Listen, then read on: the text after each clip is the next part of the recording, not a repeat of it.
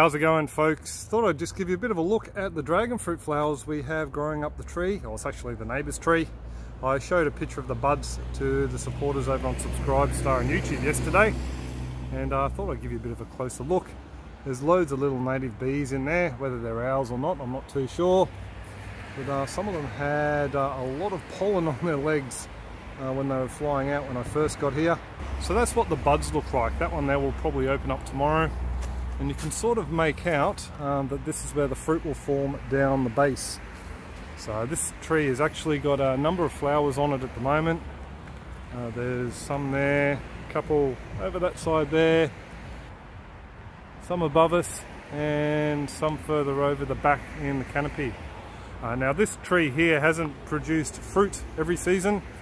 We have got the odd fruit every 2 or 3 years. I don't know if that's to do with the flowers not hanging down correctly, because I know they have to be in a certain position. I have tried to hand pollinate them in the past, but unfortunately that never worked. Just to show you the origins of this plant, it's actually growing up on the neighbour's side of the fence around our front gate post there. It was growing all the way up into the tree, but a couple of years ago they had a bit of a clean up and they cut all the parts of the plant that were growing up the tree off. And you might be able to see that root wrapping around the tree just there. And there's some more coming down the sides.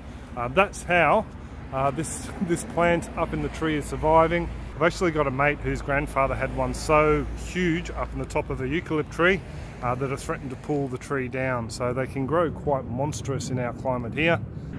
There's a bit of a close-up of some of the native bees in action there. So we've actually got a couple of different varieties of these guys in different pots around the backyard. I've never really had the space to put them out anywhere, but we're thinking after the renovations are done, we should have a couple of key locations we can put them. So these guys really are quite spectacular when they bloom. And it helps that the crepe myrtle has a couple of nice pink flowers on at the moment as well. But yeah, just a short little clip for you all on YouTube. So there may or may not be an update clip this weekend. We'll just have to wait and see. They've done a little bit of work around the place. So yeah, for now we'll just leave it there. I do hope you're all well and happy, and I'll catch you next clip.